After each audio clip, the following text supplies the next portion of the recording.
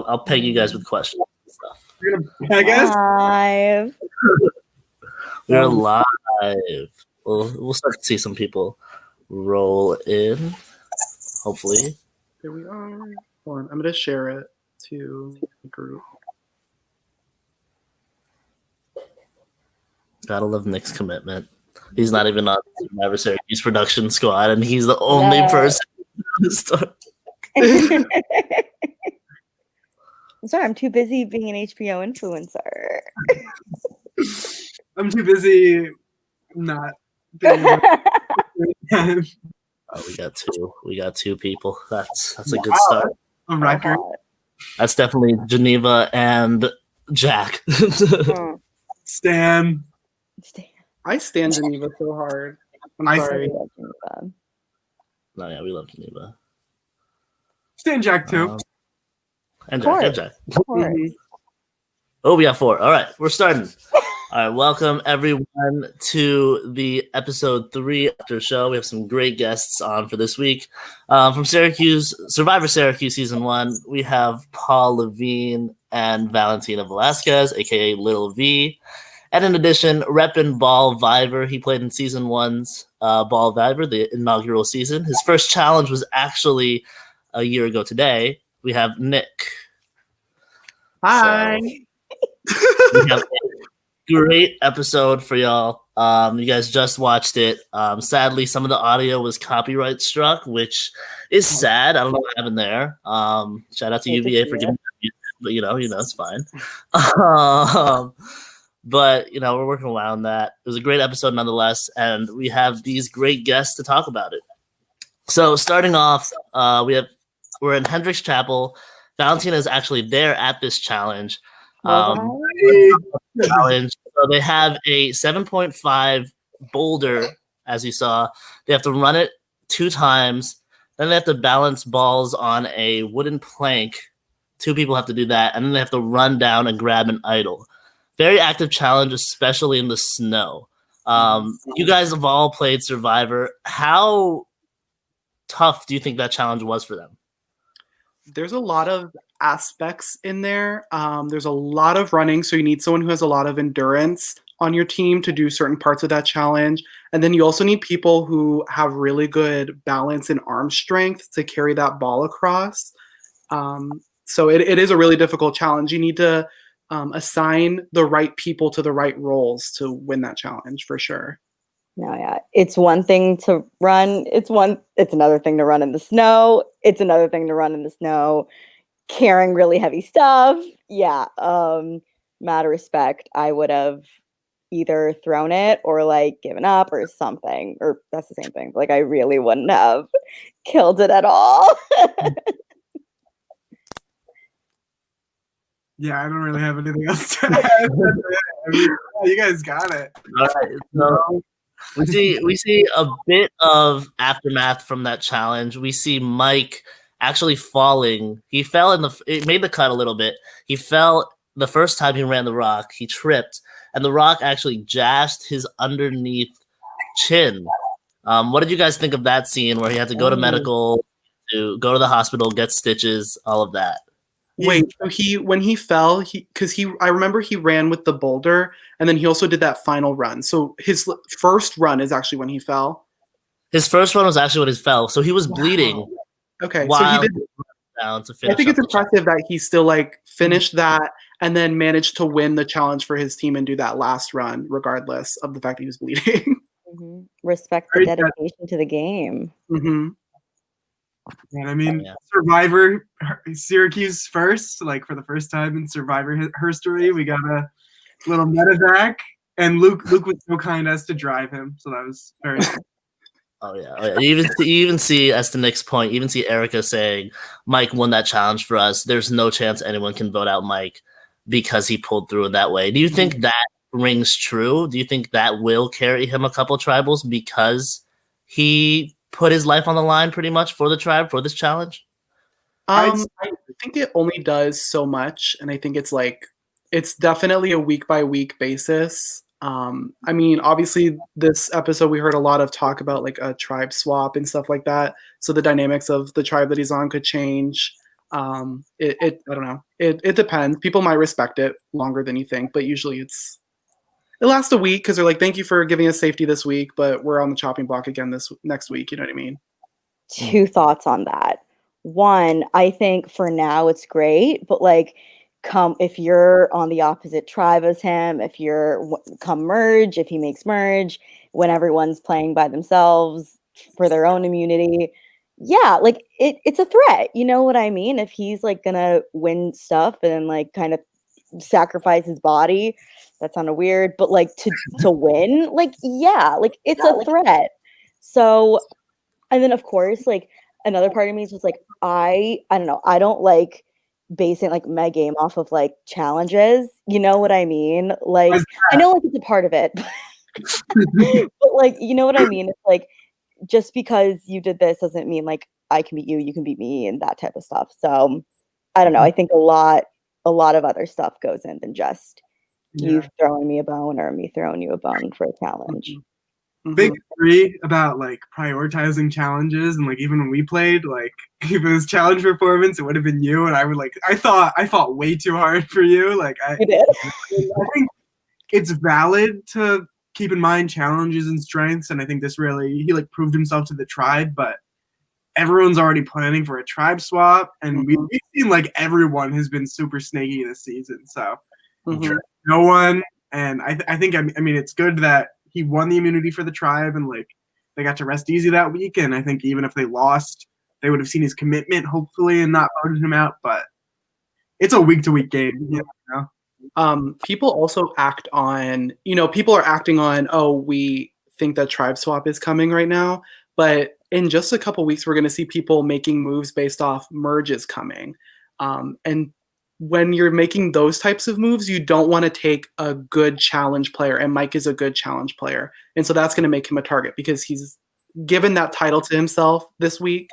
And people maybe, like Valentina said, it might carry him a few weeks because people want that good challenge player when you're doing tribal immunity. But when you're transitioning into individual immunity, people want to get rid of the challenge threats first. Yeah. So before the challenge even started, or kind of afterwards, we see Erica actually reveal herself to be the second snake of the season. Season title being Snakes and Secrets with the twist. I wanted to get your guys' gauge on what would you do in this situation with the twist. Geneva got the snake this week, but if you were to get the snake on your tribe, what would you do? Would you tell people? Would you kind of suss it out? Well, it seems like both tribes have been doing the same thing. They get a small group together, maybe not the whole tribe, but at least a small group together, and show each other which card they drew. And if none of those people in the group have the snake, then it's one of these other two people or it's this other person. And so then you just have to go ask them and figure it out of those people. And it's very easy, and they've been sussing it out pretty quickly who has it every single week, actually. Yeah, I think I'd keep it to myself as much as possible. Like week 1, they made it super tough for Derek, like showing the video clips like that, and like he tried like doing the fake paper and it didn't even work because they knew it was a different type of paper. But yeah, it's kind of a hard position to be put in. So I think, kind of what Nick said, the best thing is to kind of like situate yourself with a group of people you trust. And like if you're in that position and they know you're the snake, you gotta like play it up to them and say, this is our advantage, we can share it. I think both snakes so far have really done that for their tribe. So everyone's been like, everyone who's had the snake so far besides Derek, I believe, has tried to hide it. Am I wrong?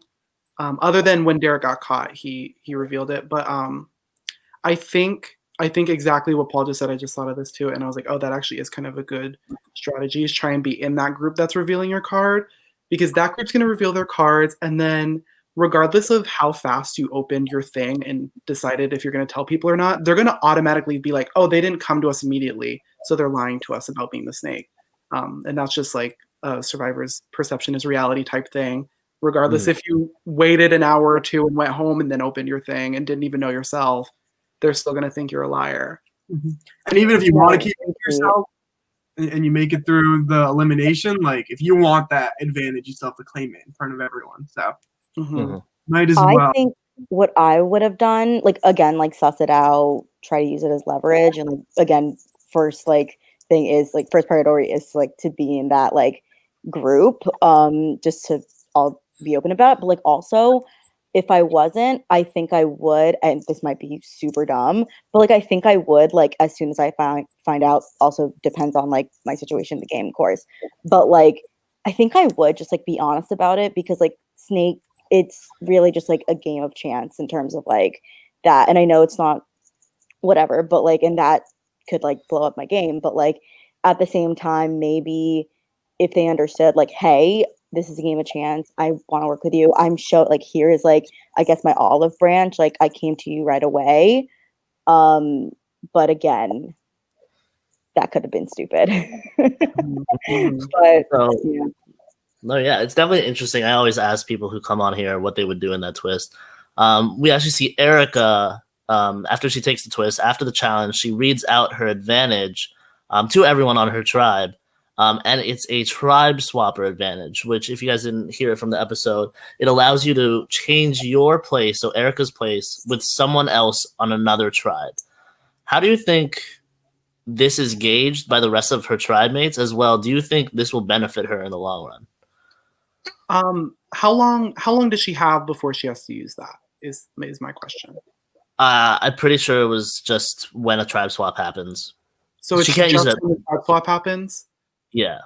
I think then I personally would want to waste it because, well, I don't know, it depends because people get screwed over by tribe swaps obviously. So if she gets swapped into a tribe and realizes I don't want to be here and she needs to get out, then that's what she needs to do. But I would assess it first and be like, okay, maybe I look like I'm in trouble right now, but is there any way that I could get in and like make something work and survive until merge? Because if you're gonna jump ship, watch that other tribe become the majority at merge, and then you just have all those people who you just said, I don't want to play this game with you. I want to go on this other tribe. It's good insight. It's good insight. I think the fact that she shared it with her tribe, there's always, oh, dog. I think there's that. There you Like, go. there's that precedent or precedent. I don't know that she would use it for the tribe's advantage. So like if the way the numbers work out, it could be smart for her to like maybe use it and switch. But yeah, at the same time, it might be better unused. It really depends, and if she makes it that far. But yeah. Yes. Yeah. Yes, good. All right. So moving forward into the episode, we see Austin kind of relaying the events that happened after the challenge. So they get their first immunity idol clue. Austin, after sussing out the idol clue a little bit more, he realizes it's in the mount steps. He goes there with Erica. Erica ends up finding it. And since Austin and Erica have been working together, he's fine with it. In that situation, you guys might have been in idol hunts, especially in an idol hunt like this one where you're with people. How like nerve-wracking is it trying to find an idol, but also with other people and you're kind of helping them out, but you want that for yourself?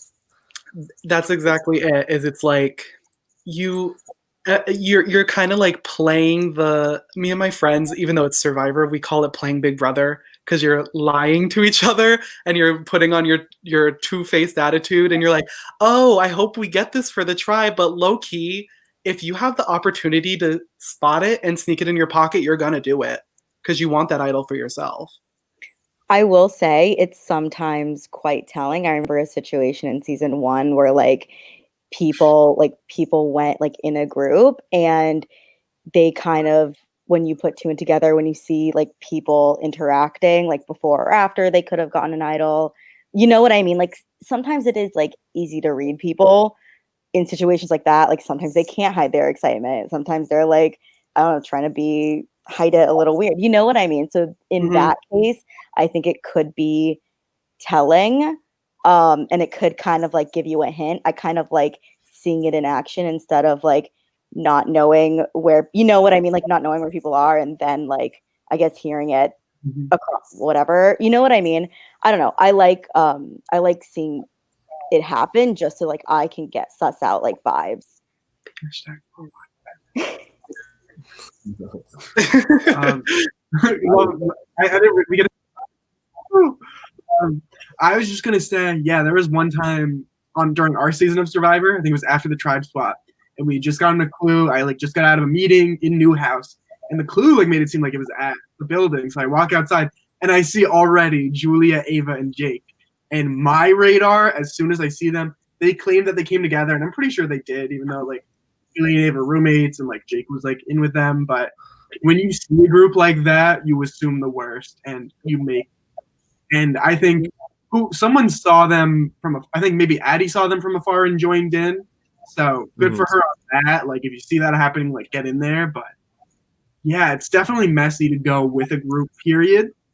But if you can, and if you can be that shady, sneaky Big Brother player and like sneak that idol and like not tell anyone for it, especially filming a winter season, like you have your giant ass jacket on, like sneak it if you can, but definitely tough.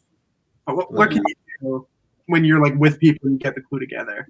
Going back to what Valentina said too, you can kind of, and I noticed it watching the episode because I just like can read people.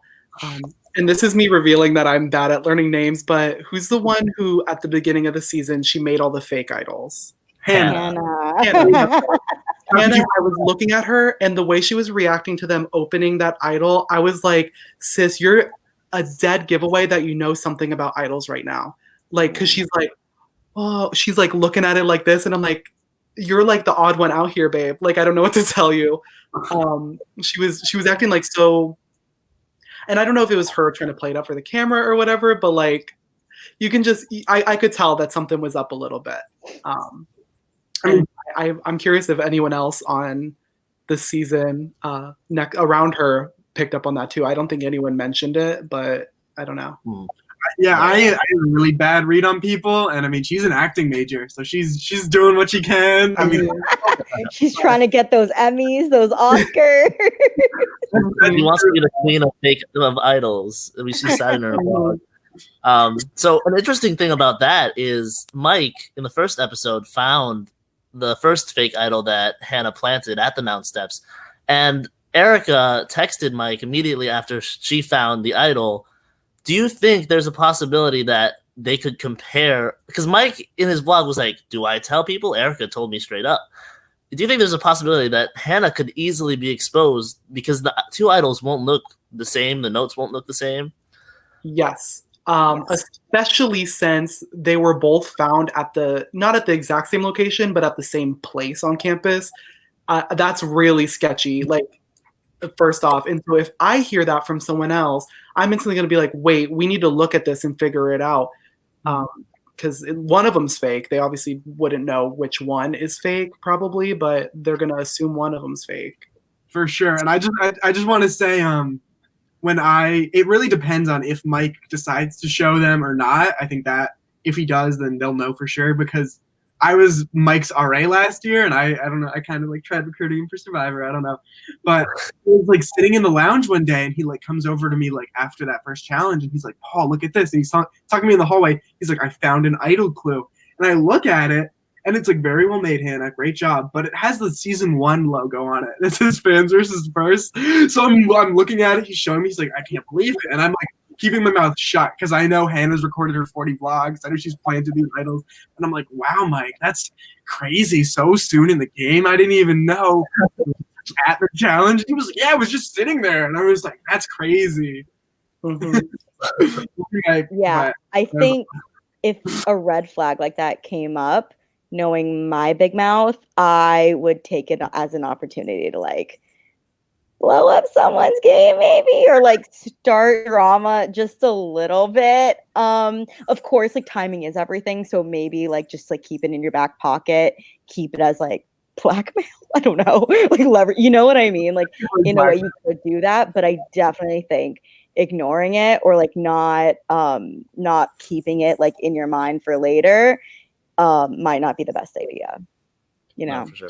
I'm not the best insight on idols either, because every time I went idol hunting, I was seconds, hours, minutes, like too late to some of these idols. I showed up. I showed up to go find an idol because I figured out a clue, and I walk up to someone standing up with it in their hands. Wow. Damn. So, talking a little bit more about Erica, we see Addie, Meg, and Hannah all like gauge their reactions. Addie's like, Erica has 2 advantages now. She's not even a threat. She's so close with Hannah and Mike. Hannah's like, I wanted to find that idol. I was too busy thinking about my fake idol to look at it. I wanted to be the queen, but I'm not living up to that name. How do you think Erica sits now with these 2 advantages, but everyone knowing on her tribe that she has them? She's a threat for sure. They might. I don't think anyone's really pointed it out besides Hannah. I think was the only one who pointed it out. But that's a fact. Is she's a threat. They're gonna probably want to flush some of those advantages or idols first before they make a move against her. But now they know, oh, this girl's good at getting advantages and getting idols or whatever. So they're gonna want to get her out. 100%. Yeah, while we were filming, I was like a huge Erica stan. She was so chill and like charismatic, and I was like, I want to see you go far. And I didn't realize how much, like right off the bat, she made herself like such a threat with these advantages. So hope her social game like works out for that. Because like you said, Hannah's the only one who really mentioned it. I don't think she's on anyone's radar just yet, but for the weeks to come, definitely could get messy. True. So moving onward to now our first full official look at Maroon 9, we see Queen Geneva, getting the snake.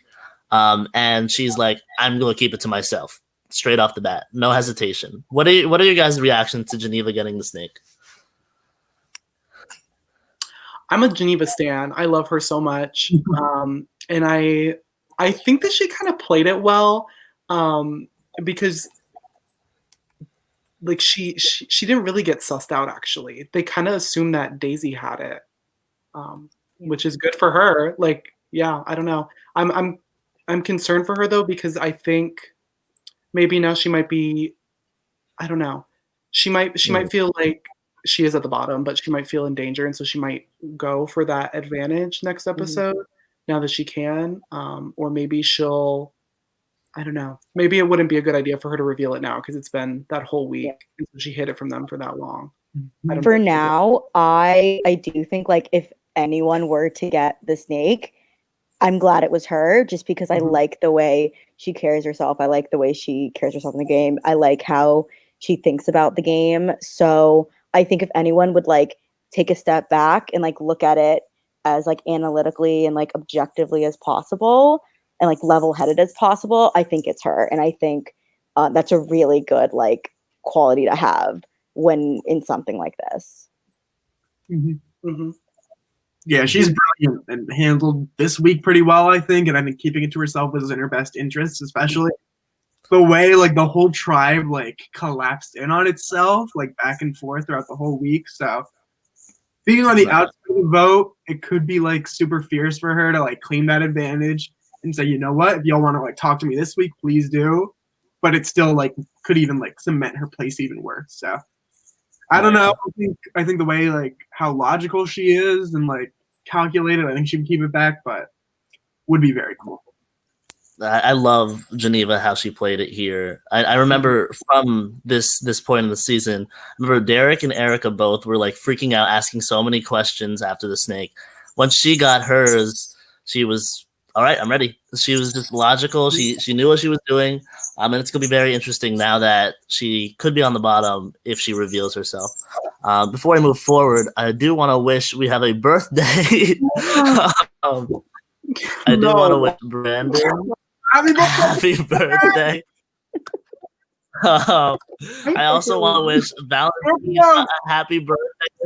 Her belated birthday. It was yesterday. Happy belated Valentina season to the whole team. I'm thank you. So yeah, moving onward, I guess, into the episode, we now see Mitch. So everyone from Eli, Andrew, Jack is like, Daisy seems like the person. She's kind of sketchy. She didn't do well in that challenge. And then we see Mitch. Mitch is like, I have this option with the 5 guys, probably Daisy, but that's boring. That. So he talks to Geneva. What are your guys' view on Mitch here? I adore Mitch. I love his vibe. He's amazing. Yeah, I actually played with Mitch and Luke in the same game, and when I played with Mitch, he's like so laid back. He like just really doesn't like. He doesn't really care. Like he's smart and he knows what he has to do, but he's like, if it doesn't work out, it doesn't. Like that's just his attitude, and I think that's funny. I will say, when he said that, like, I think it was Daisy, like he wanted to keep her around in the event that like her idol was real and everything. I didn't like that just because my first like instinct is like flush the freaking idol. You know what I mean? Like I get like there's a possibility she could play for him, whatever. But like I would never rely on that. You know what I mean? I know that was a little thing, but I just like a little ding went off in my head, you know? I'm tired of Survivor players being like, oh, well, they showed me this idol, so maybe they'll use it on me. Babe, they're not going to use it on you. Like, I'm sorry to tell it. Like, it's not going to happen. Yeah. But love him. Paul, any insight? On the idol, I don't know. I mean, do what you got to do.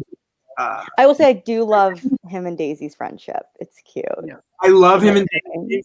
I think if I were Daisy, I don't know if I would use an idol like first tribal too, because like I don't know, I'm like very like frugal with things. You know, I'd want to like keep it to myself. I would be, because you don't think you're gonna get like blindsided week 1, but you do. So she did what she thought was best for her, and I wish she did play it just so like we could see it was fake, and then like it would have worked out anyways, and then everyone would have been like, where are these fake idols coming from? But you know, I don't know.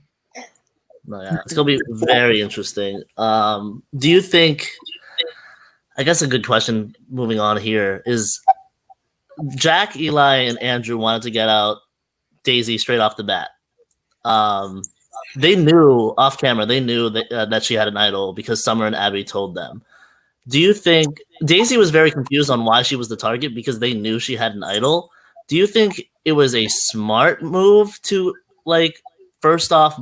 Like go towards Daisy even though they knew she had an idol? Or do you think they were just lacking judgment? Because Daisy makes a good point. Like, why would you want to vote me out when I can just play this? I would target. I think the point. Usually, what you see for like a first vote for a tribe, it's usually best for everyone to just come to like the best consensus, make the least waves possible, and like be as unmessy as possible. And like, I mean, me saying this means nothing because me and V, our first week, we like back and forth, blindside, made an alliance, cutting that alliance, and, like it was over, and then flipping back and forth again. So I have no right to say anything, but I think it would have been the most simple route to target her for that idol. Like, yeah, she could use it, but like, you don't want. Unless like you're like on the ins with her and you would like need to feel super secure about your relationship with her, don't mess with her. My first thought, like, of course, in the event that it was a real idol, like, yeah, it's like flush it. But another part of me is like, well, maybe there are like bigger threats. But then another part of me is like, well, I don't think we should like discount Daisy as like not a threat. You know what I mean? Because like she's super cool. She's so sweet. I could easily see her like in the event like she is like final 2, final 3. Like people like her as a person. So like I definitely see her like beating people, like beating like other people out. So I don't know if I wouldn't call her a threat, but yeah, much to think about. But like I think in the moment I would focus on the idol, and therefore I think I'd gun for her. Sadly, love you, Daisy.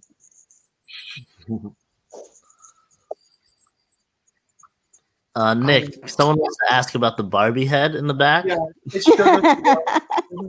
is just a small little portion of my doll collection. This is JoJo. She's vibing behind us. But yeah, when I played Survivor for the first time, I just kind of like didn't. I don't know. People were like, "Oh, but they might have an idol," and like I was like, I still want to target them. And at the end of the day, they would have voted her. And even if she figured out, I guess they didn't know this, but even if she figured it out, she would have tried to play that idol. It was fake. So it would have worked out for them in the end. But just like what they said, you just want to go first, a first move. To be able to blindside Daisy, you need to know like where the lines are drawn on the tribe, and this being their first tribal, they don't know exactly where those lines are drawn. So, no, yeah. All right. So next point I want to bring up is actually the powerful women in this Maroon 9 tribe. I think we lucked out a lot on these 4.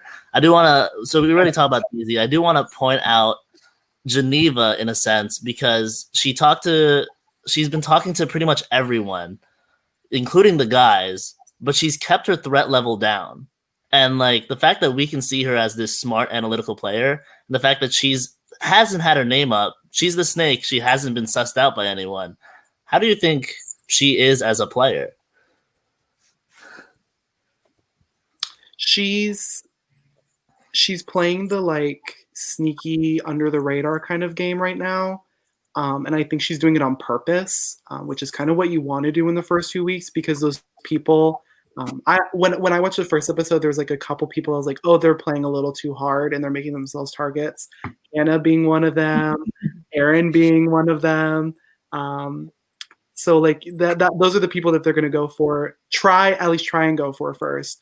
I think Geneva kind of taking a step back and letting other people like point out the targets, but then also make themselves targets first is going to be better for her. And she's smart. And so I think she's gonna make it pretty far in the game, to be honest with you. I love that she's under the radar. And I think it's very smart for now. However, and not that she should be thinking about this at the moment, but I do know like historically, like I'm like a freaking soror, I don't know, but like historically, like many under the radar people, when they do get to the final, people either don't believe them or they don't. They just like discount their work when it is their work. But so like that could get a little tricky later, but of course you got to get there first. So and getting under the radar at the moment could absolutely help her get there. So at the moment, absolutely, I do think she's playing quite well, just as long as no one susses her out, you know. Oh, yeah. And I think her, I was gonna say I think she and Mitchell are in really good spots, but I think Mitchell, I don't know if he like exposed himself at all to that guys alliance that seemed like kind of solid coming into the week, and like when you like go back on anyone at all, like early on, that can be kind of tough. But I think Geneva, it sucks being on the outs of a first vote, but it can also be like one of the better things to happen to you, depending on how you spin it. So I'm excited to see what she does next week, and if you can work with what she has. That's a good insight. So moving on to the next women in this tribe, we have Summer and Abby. So what's great about these two is that they found themselves somehow in the perfect position to have both options available. They can go with Mitch, Nassan, Geneva, or they can go with the 3 guys. And you saw in the episode, Abby came up with this idea, as crazy as it was, it might have worked out, to not get either side angry and take out Nassan. Do you think this was a smart move by Abby and Summer to, 1, join in with these guys, but also 2, do you think Geneva, Mitch, and Daisy will be mad at them, or will they believe when Abby and Summer say, oh, they were going to vote out Daisy, so we had to flip? I definitely think that it was a smart move because I think I think being in Mitch and Geneva's position, your back is up against the wall, and so you have to listen to them and you have to give them another chance, or else you're just going to follow Nassan out the door. So and then that makes Daisy and Summer's decision for them. Or not Daisy and Summer, right? Is it Daisy and Summer? Summer and Abby. Abby and Summer. Sorry, like I said, I'm bad with names. It makes a decision for them to just go work with the boys if they don't want to listen to it. And then I'm sitting here, and when I was watching that happen, I was like, why are the boys like going along with this? Like they're literally telling them, I want to ride the fence so I have a decision, and you're on one side of the fence and these other people are on the other side of the fence, and they just went with it. And I was like, okay, like Yeah. No, that is a good point. I think it's all about damage control, but at the same time, the way that they're doing it, I don't know if it's entirely believable. But again, like hindsight's 2020. Like when you're in the game, it's tunnel vision. Maybe it could absolutely work out. Also, shout out to Oliver, the star of the episode. But anyway, no, yeah. In terms of like picking a side, I do think they picked the right side. I think that alliance absolutely has potential, but it's just about balancing it out, damaging the right control. That's not a word, but Yeah. I don't know what to say. Paul, I'm gonna ask you a question about what Nick posed up.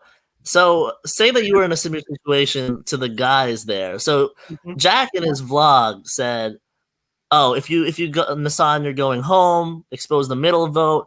We have Summer and Abby working on your side. They're telling us all the information. Are you okay with that? Saying that Summer and Abby are on their side because they're riding the fence right now. They're in the better position than Jack, Eli, and Andrew are. Yeah, they can easily flip flop back to the other side. Yeah, it's really interesting to target Nassan for being the middle guy when, like, technically the girls are also being the middle guy.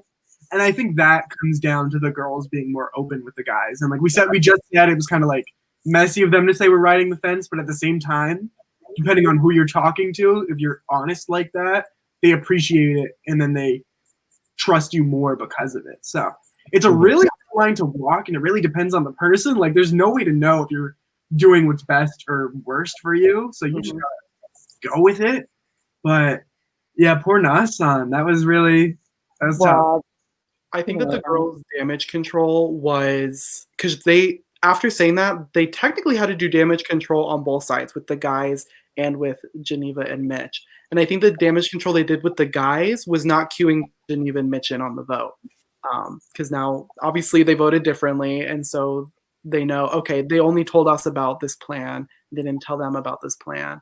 And so now all they have to do, the girls were probably looking at it as, it's probably easier to convince them, oh, I'm sorry that we didn't cue you in on the vote, than it is to convince the boys of that, because the boys would probably retaliate after that. Good insight. No, yeah, we'll definitely see if it pays off, especially with Daisy, Mitch, and Geneva being on the outs, I guess you could assume. So moving forward, I'm slowly sinking off screen. My apologies. It's been a long day. Moving forward, we see the vote kind of stumble onto Nassan out of nowhere. And eventually it is Nassan who goes home. Do you think Nassan was necessarily robbed here? He had an idol. He knew the vote. He was in talks with Geneva. He knew the vote was Andrew. He even thought of giving his idol to Andrew to save him. He was completely blindsided. And he had that idol, and like it really just came out of nowhere from Summer and Abby. What do you guys think about the Nassan vote? I mean, he definitely, you could see on Geneva's face, they got blindsided really bad. And I think that even if you have an idol, like you still have to play it right. I said recently when I was talking with Anders about his Syrvivor Maryland, I was like, people who have idols sometimes think that they have like this wall up, this like protective wall, and they have all this safety, but you still have to play the idol right. It doesn't matter that you have it, you have to play it right. I've seen people go out the door with 2 idols in their pocket just because they felt safe and they felt like they could do anything, but you gotta play your idol right, sis. So in a way he was robbed because he just didn't see it coming. But I feel like if he did a little bit more talking and put more pieces together, he probably would have figured out maybe not enough to know that he was going, but enough to be like, something's not adding up here. Just to be safe, I'm gonna play my idol just so I know I can make it next week. Completely agree. I like, of course, like having a real idol flushed is great. Just one less thing to worry about. But at the same time, like, yeah, like, of course, everything's tunnel vision. Maybe, other stuff is happening, school, all that stuff. But yeah, like, I think talking to people could have at least like hinted at like a vibe or something. But yeah, I don't know if I don't know. But at the same time, like, just like sticking to his alliance, like, he was seen as like a loyal person. So like, and if I think talking to other people could have seen him as like a snaky thing to do. So again, like what Nick was saying earlier, perception is reality. So it could have gone either way on that part. But yeah. I totally agree, because it's like your first week, going into your first tribal, you don't know if you should be talking to every single person or like as few people as possible. And there's like still never any way to know. And even like you just said, like he proved himself to be a loyal guy to that alliance by only really talking to them. But on this tribe where you got a lot of people talking to both sides, that's not what the right thing to do. And there's no way to know that until you're out, which is tough. Unfortunately, playing a super, super loyal game like that, especially at your first tribal, is not the tea, because it never works out. That first alliance that you make when you're playing a game never works out. It's never set up like that, and it never has it, and never will. So you have to go talk to everybody else. Oh yeah. Spanish Club RAP and Ps. Well, to get more insight on the first vote, San, you say, what's up, man? How's it going? I'm doing all right. How you guys doing? Got my idol. Hey. So, Nassan, fill us in on kind of that week. Did you have any inkling that it could be you? And did you have any like, oh, I'm about to play this? So I didn't want to play it, and I didn't have an idea if it would be me. I thought about it. I thought if anything, they'd vote out Mitch, because I knew Andrew didn't trust Mitch a little bit, and they could still possibly go with Daisy. But I thought I just took a shot. Maybe if anything, I would know when I was coming, like in a later week. But they were coming for me. Oh, yeah, for sure. How was it that last day before the vote? Because you knew Geneva called you, right? And she was like, "The vote's Andrew." And we kind of have that vlog in the episodes that's like, "Ooh, I like Andrew." And Andrew in his vlog is like, "I like Nassan." And you're like, maybe I'll tell Andrew and give him the idol. Yeah. Do you think it would have changed anything if you did text him saying, "Hey, you're on the block right now"? Yeah, I think so. I think looking back at it, I probably should have reached out to him. When Geneva told me, because I knew she was talking to everyone, and I was speaking to most people. I didn't talk to everyone. I didn't really talk to Abby and Summer that much, but Geneva told me to talk to Summer, so I talked to her a little bit, and I kind of didn't trust Summer and Abby, but it sounded like Geneva trusted them a lot, so I still thought, like, if anything, either Daisy or Mitchell. but yeah, I definitely think that talking to him might have at least changed it up a little bit or had me thinking a little bit more. Mm-hmm. I just want to ask, because you said that Geneva trusted Summer and Abby a lot, and I know at Tribal you were sitting right next to Geneva. Did you see Geneva's face? I didn't. I did. She was shook. She was shook. Yeah, she was the first one who texted me after. She was like, yeah, she had no idea. No, yeah, for sure. I do want to ask you a question, Nassan, because everyone in Survivor, the cast, the crew, after you left, were like, what just happened? A robbed king. Specifically, I specifically, I remember in the last episode, you found the idol and then immediately went to the thrift store, spent $3.99 on a fake necklace, and then hid it in the same place. What, like you had the stealth of Hannah, but the coolness that Hannah does not have with the fake idol. What went through your mind when planting that fake? I don't know. Like when I found it, I was just happy to have found it. And then I was thinking, because I knew other people were looking for it. So I was thinking, like, if other people were looking for it, maybe they think somebody had the idol. And I guess it would just be better to, if someone else had it, rather than them knowing it was me or them knowing I was looking for it at all. So I was like, hey, I'll just try to make an idol. I was thinking to make one, but I didn't have any creative genes to make an idol. So I just went to the thrift shop, bought one. And yeah, I thought it was pretty funny. Amazing. Listen, if you're gonna do a fake idol, that's the way to do it. You know what I mean? I love that way. Yeah. That was fun.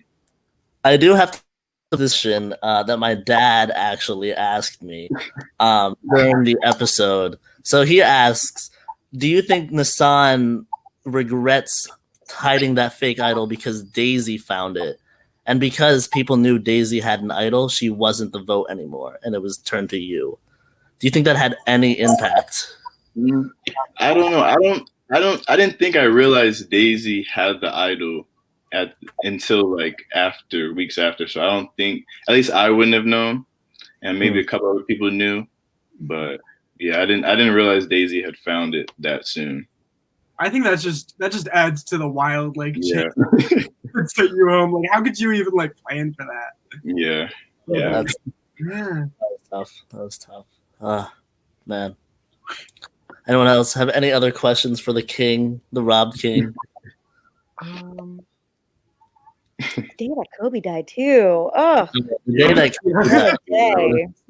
Oh man! And I knew like that. My ethical reasoning for that day was like, I know Nassan is about to be sent home, and Kobe just died. Do I cancel this trust? Right. But no, I guess Nassan, what during your 3 weeks that you were with Maroon 9, who do you think like really played well in your tribe? I definitely felt like Eli and Jack were always like a little sneaky and could have like a little bit of survivor game to him. I liked Andrew. I was definitely thinking of teaming up with him later down the line, maybe a couple tribals down. And I knew Geneva was talking to everybody, so I knew she was playing the game too.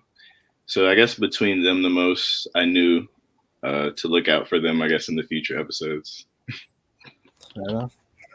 All right. If that's all, once again, Nassan, if you were still in college, I hope you're doing well outside of college. You probably are. You're a smart kid. But if you were still in college, you would be back for 2-3 more seasons. I would love to be back. The definition of a robbed king for sure. If we ever have a Zoom-Vivor, you'll definitely be called back to play that one. I'll be applying for the real Survivor. I'll let you guys know if I get on there. Oh, 100%. I can't wait. All right. Thank you, Nassan. Have a good one. Thanks for having me. Take care. See you, man.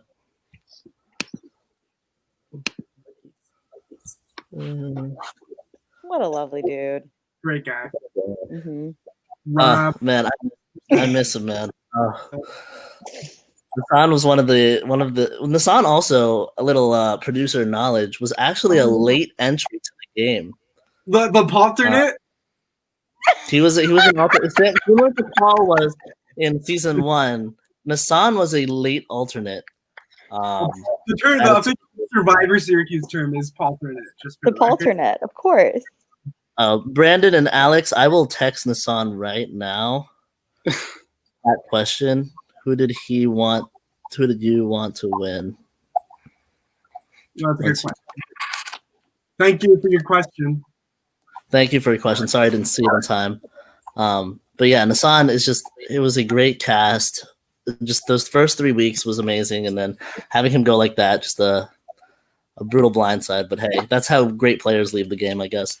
Mm-hmm.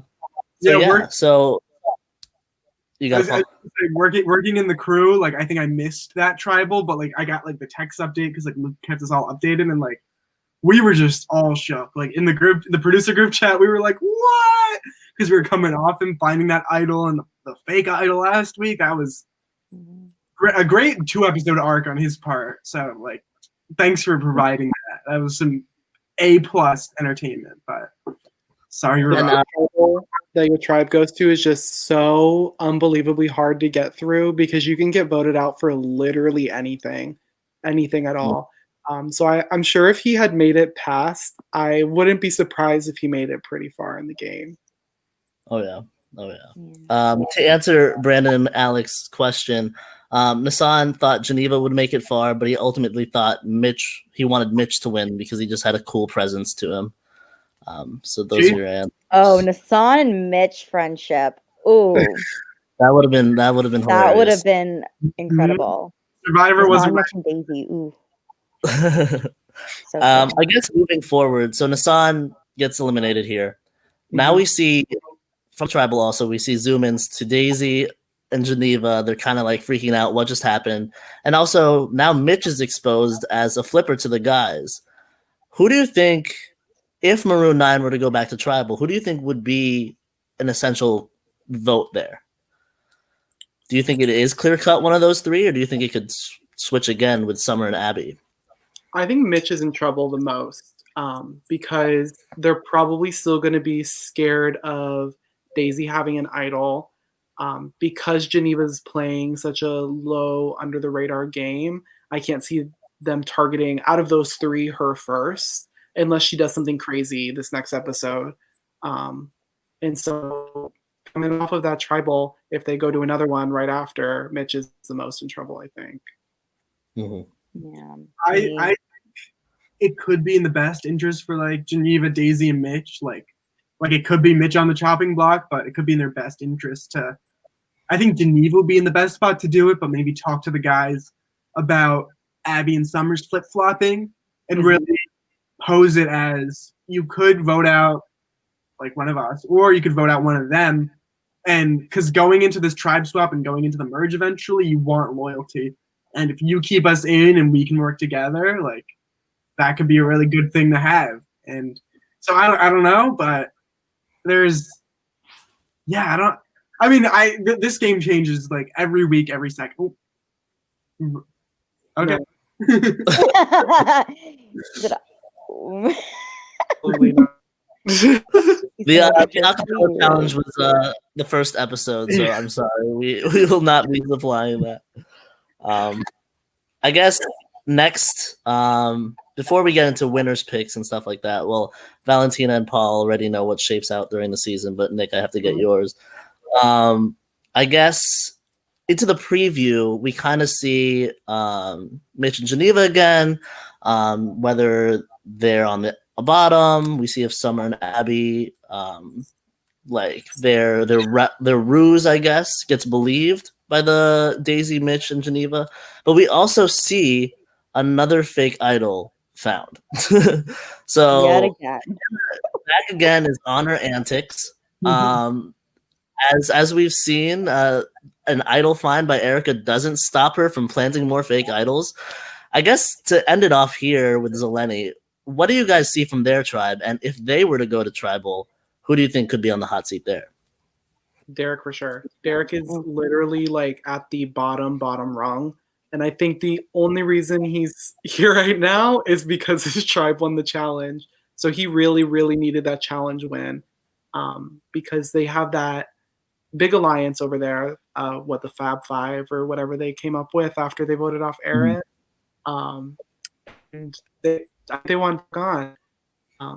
I think I'm from their perspective, I'm thinking tribe swap is coming. Like there's going to be a tribe swap at some point within this next week or the following week. We don't know. So he just needs to make it there. He needs to win challenges, find idols, do whatever he needs to do to get there. But he's definitely in trouble on that side of the game. I'll be honest, I forget who else is on Zeleny. And I was there. Also, Hannah's going to be in trouble at some point too, over there too, because she came out the gate running with this. The gate wasn't even open, and she was sprinting out of it. She was going. Yeah. She is going really hard.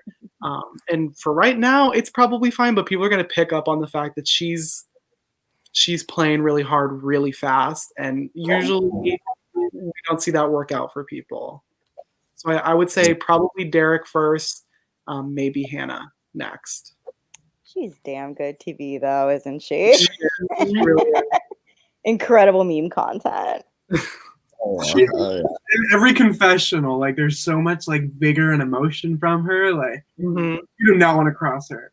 She's into it. I love that she's into it though, for sure. Yeah, she has the passion for sure. Yeah. So I guess after this, we have the next episode, episode 4. Right now, it is still 7-8 in favor of Maroon 9. We did not get any insight on the next challenge, but Nick, I guess if you had to pick from these first 3 episodes, who would be your winner's pick and who would be your fan favorite? Who would they be? This is hard because we haven't seen people from tribes combined yet, and so it's hard to like picture that in the future. So I feel like I have to give one guess from each tribe. Go for it. That's Zeleny.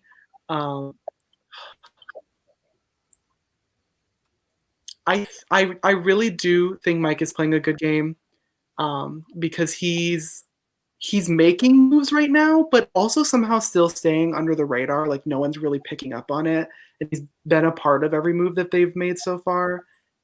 So I think that that's really good for him, and he also is good at challenges. So I could see him doing really well. So I think he's my winner pick from their side. My winner pick from Maroon 9. It's hard to say because I really think it's gonna be Summer and Abby or Eli and Jack. What's his name? Jack. They're gonna go head to head at some point. Those 4, and whoever survives out of there is gonna do really well. So I think that one of them is gonna do really too. I think overall, I think it's gonna be either Summer or Abby for sure because they're smart. They're so smart and they're playing the game really good, I think. But my fan favorite on top of that is Geneva. I think that she's a smart cookie, and she's very likable. So my fan favorite. amazing. So we'll see if that pans out. I guess Paul and Valentina, you guys can say your fan favorites. Mine was Nathan, but he is out. So That's hard. I love them all.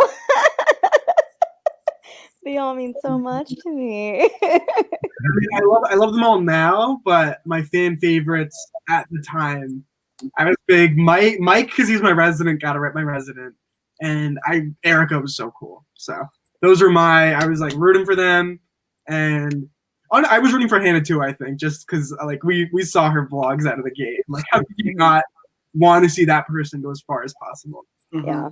I want more memes. I want more memes from her for sure. oh yeah, Valentina, it's on you. What, Nick, text me some ideas. I'm like grasping for them like hours before we're gonna post. I will say this though, when Mike got his stitches, Valentina's pay-by-play for that scene was amazing. I was like, my voice is so annoying. Valentina went sprinting up the stairs like I haven't seen her You need to go to crowd. This boy needs time saving, and I'm here to rescue him. I didn't even see the wound, and so I just see everyone going medivac, and then the camera running up the stairs, and I was like, "What is happening?" No, you know, on like regular Survivor, there's that one like medevac woman, and she's so awesome and fierce, and she always pops in. Valentina, we got to give you her award for this episode. Yes. Survivor crew, if you need another medivac, I'm your girl. All right. So before we finish off, I will thank you guys once again for coming on, all 3 of you. We do this every week with different people, but we'll try to cycle you guys back in further into the season so you guys get to see if your winner picks make it out. That being said, I want to single out each of you individually just to promote whatever you want, whether that be your handles or any projects you're working on. We'll start with Valentina over here. So. Oh, yay. Okay. It says Valentina Velasquez _ oh, I get the whole screen. Twitter is _Velasquez. Be warned. That's all I gotta say. Also, I'm an HBO Max rep, for those that don't know. So we're gonna do a little Kahoot game with DKA and the Cinematic Fraternity on campus, as well as the NBC reps. So if anyone wants to do a cute Kahoot, all are welcome. Just go on my story. You'll get the deets. Thanks. Thank you. Oh, that's the wrong button. God dang it. What I do? Just keep me on. How do I exit full screen? Don't. Sorry, I'm still. Keep control on. this is getting. I planned this. Hold on. Group chat. Brett, what group chat? Exit solo live. Okay, cool. I think this is starting to get not as fun. Next up, we have Paul, another season 1 player. Paul, you're in the solo layout. Hi. I'm still like getting used to because like the sides are flipped in this camera. I'm Paul. Follow me on Twitter and Instagram, mainly Twitter. Love Twitter. Instagram's like okay. At Paul Levine _. I think the spelling's like like Adam Levine, Paul Levine. Hi Holly. What else? Oh my god. Follow at SU Kumquat. I'm a writer there, and not to spoil anything, but we might have a couple or one or I don't know appearances on next season. I don't know. At SU Kumquat, great, hilarious satire, satirical content, very timely right now. We got a lot going on. There's been a lot going on, unprecedented times. And finally, I have a little bit of a podcast of my own with my best friend Carly from home. My Ride or Die, and it's called the Ride or Die Podcast. We covered Big Brother 22, unfortunately, awful time. But now we're branching out to do whatever, so check it out. Valentina was actually a guest before the triple eviction, awesome time. Yeah, check it out. We're going to be expanding. If you have any ideas, comment, but love reality TV, anything. And she was on Big Brother Maryland, so we'll cross over. Awesome. Thank you, Paul. And last but not least, Ball Viber's own Nick. If I can just get him in the solo layout. Oh, my computer's so slow. Apologies. All right, Nick, you got it.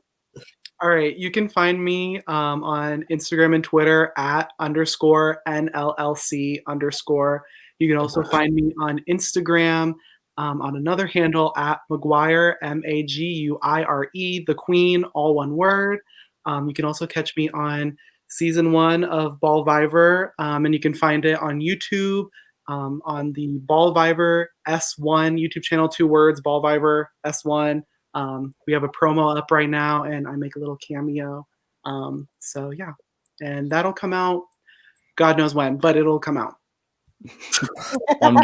Amazing. Exit solo layout. Yeah. So once again, I'm syncing again, but thank you guys for a great episode recap. The season's just getting started, and you guys will definitely be back on for another episode down the line. So thank you for everyone watching live as well as watching this later, and have a good rest of your night. Thanks for having me. Bye. Bye. You guys can stay on. This is so slow.